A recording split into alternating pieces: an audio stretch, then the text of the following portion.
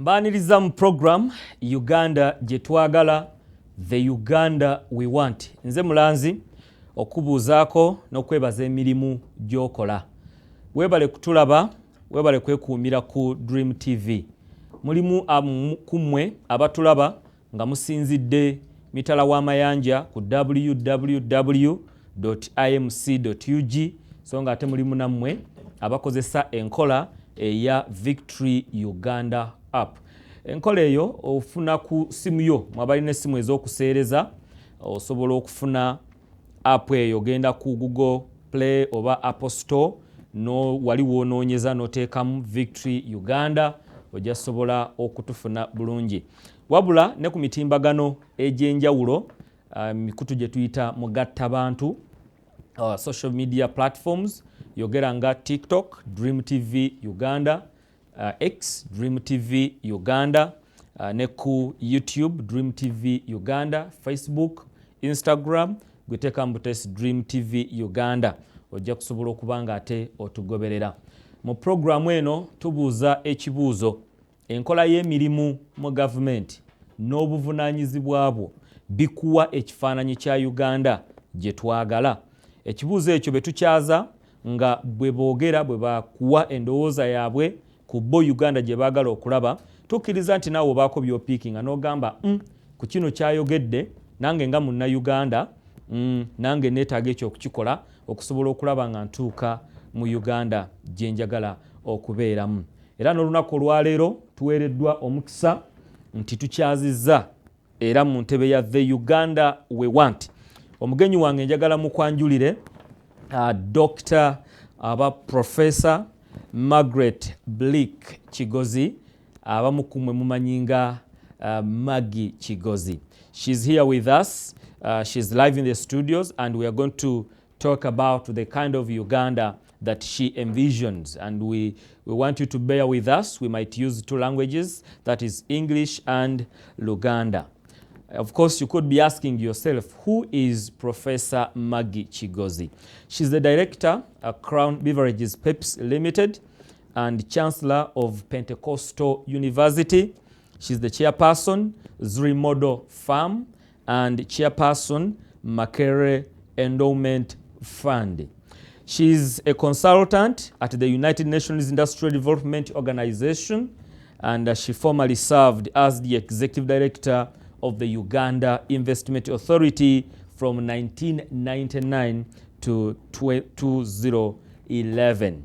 She's here with us, and we are so honored and privileged to host Professor Maggie Kigozi. Professor, you're welcome.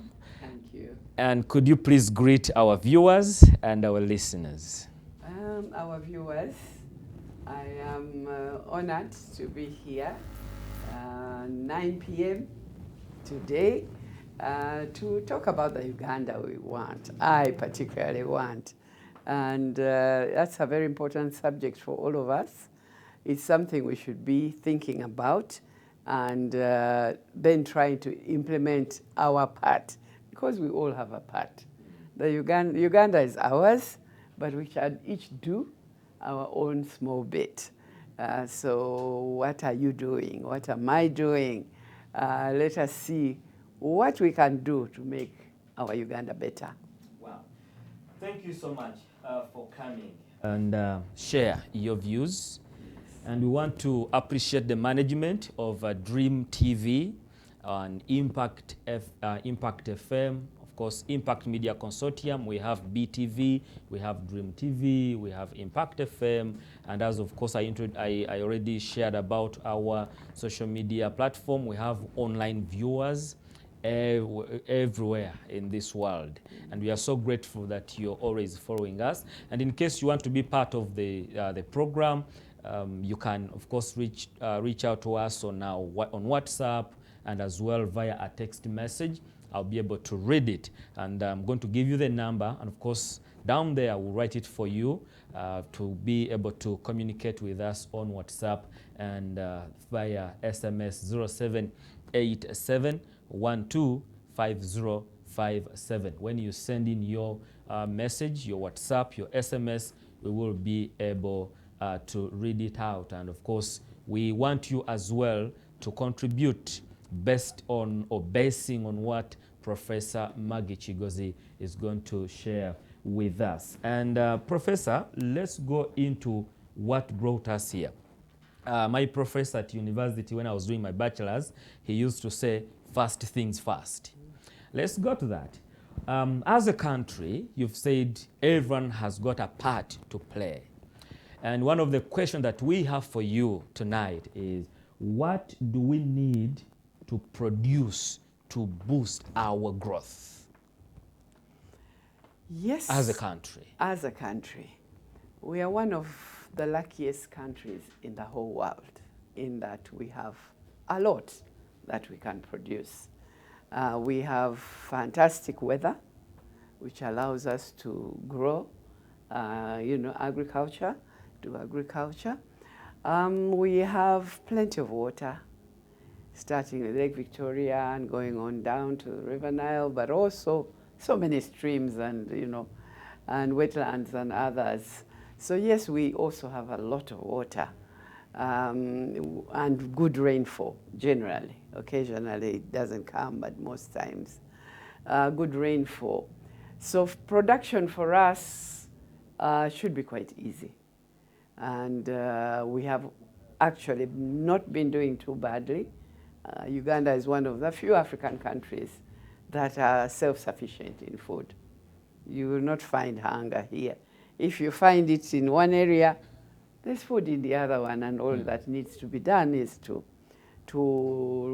take food from one area to the other one. So we can always feed ourselves.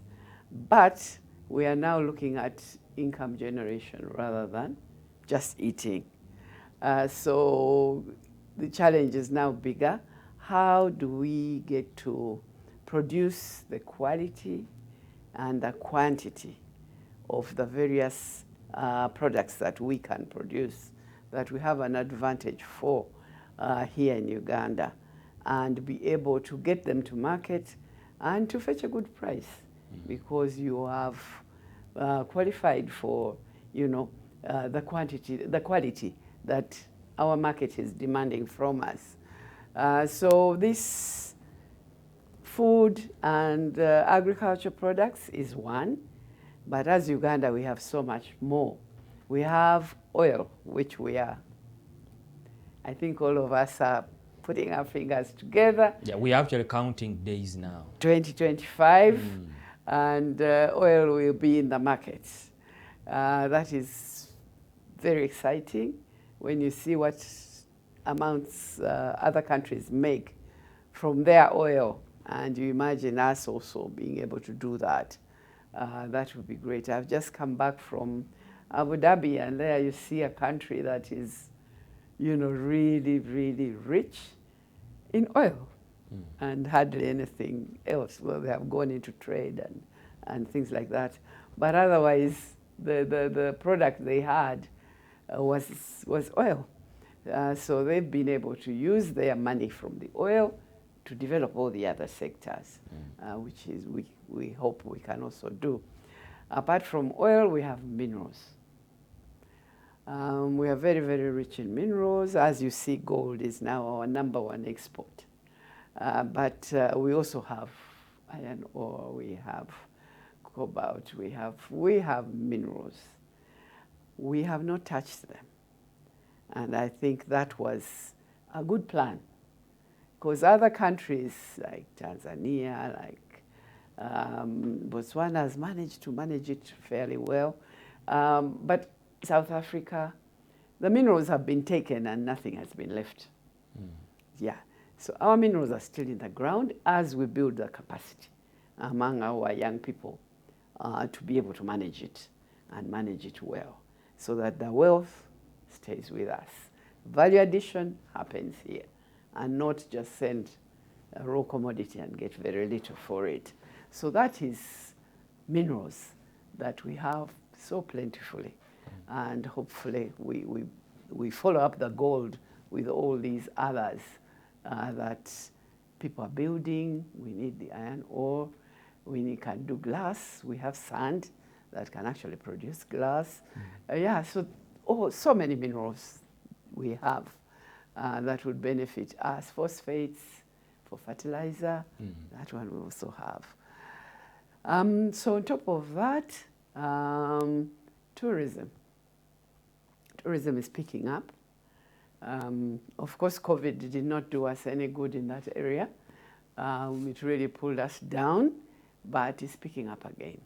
And Uganda is promoting itself, is making itself ready. One thing we have done well is the infrastructure upcountry. Infrastructure like roads in Kampala. Yeah, I like your statement. We are doing well in infrastructure upcountry. Upcountry. Yeah. I've just come back again from Gulu, from the game parks. We are first class. We are first class. The roads are just superb. So our challenge is, of course, Kampala is where everybody starts and where everybody ends. And where we have great things in Kampala, like the nightlife. Uganda is well known. Young Kenyans get on a bus and come here at the weekend. Young Rwandese get on a bus and come here on the weekend because the nightlife here is vibrant. Yeah. But I'm wondering, how is Uganda benefiting from the night, life or club life? I don't know how Uganda is benefiting from that. We benefit in that these people who come get onto our bus and probably pay it. They stay in our hotel, probably pay it. They dance all night, which is something they want to do. They pay the owner of the whatever place they have gone to. There is money there, so it is a tourism attraction. And then when they are here, they do a bit of shopping, they do other things. So it is of benefit because to us. If people are spending much time in Kampala in the night, I'm assuming it would be hard for them to actually realize the pit holes that are in the roads. Because some of them, they have been dancing the whole night, so they don't bother. That's why I think something has to be done there. Why would upcountry be, when talk about infrastructure, upcountry is very, very good. Yes. And now where we start from, it's very bad. Yeah. Yes, that is true. So that choice was made to try and get tourism moving up country, and that has been done fairly successfully. But we need Kampala. We need Kampala, all of us. We cannot spend like we do 2 hours a day just trying to go home, and 2 hours a day in the morning trying to come to work. That's a waste of petrol. It is pollution. The car is there parked. We are polluting the environment. So yes, that is one thing I would like to see. You were asking the question, what would you like to see? Yes, I would very much like to see the infrastructure in Kampala improve. Yeah, well, there is a saying, and then the how. How can we reach to what you want to see? How can we land to what you want to see? Should we say, Professor, at this moment that the leaders of Kampala have done a disservice to our country not to develop Kampala? I will not give, it's not my job to know who made a mistake, because if they were not given money, by still our leaders, of course, they are still our leaders, maybe. But if KCCA would like to do the roads, if they had the money, I'm sure they would do the roads. So there was a very good project from the World Bank where 10 cities were improved. And that has been brilliant. It did not include Kampala, unfortunately. But the ones that were improved, like Gulu, like Mbarara, they were Fort Porto, they're very, very nice. So that is the kind of project we also want for Kampala. And KCCA has the ability, but I think the funding was not given to it to be able to do it. So that is it's an issue. It's an issue that should be corrected, I hope, very soon. Should that start from KCCA then to these other leaders we talk of? Of course, now you're going to talk about the ministers, you're going to talk about the parliament, but should it start from the KCCA itself? Yes, KCCA is the one that is in charge. Unfortunately, KCCA itself is very politicized. It doesn't work as one unit. You know, it is also very political. And so you all have the mayor maybe disagreeing with the ED, and that's unfortunate, because you're one unit, you should be able to drive it together. So you have to drive out politics out of this. That would be wonderful. And secondly, the budget does not come from KCCA, comes from the Ministry of Finance, and the budget is done by Parliament.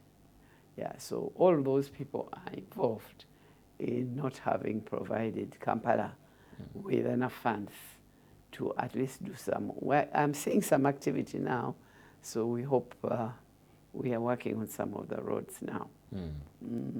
Yeah, driving you back, of course, we are talking about what do we need to produce to boost our growth. Reports indicate that our economic growth stopped in 2016 because of the growth of the public debt, and I'm sure we are close to now 100 trillion. Just a public debt. So what needs to be done, Doctor, so that we can go back and we can say now we are economically, socially stable? What needs to be done in line with that? The economy has been growing. I think this year was 6%, which is really high. All our surrounding countries are 3%, 2%. Isn't it that just statistically? No. Is it real? Is it real? I don't think you can lie. These figures are checked and counter-checked by international organizations. So when they give them out, they have been checked. So yes, the economy has been growing for the reasons like, our exports have increased, our coffee has increased and it's fetching a very, very good price at the moment.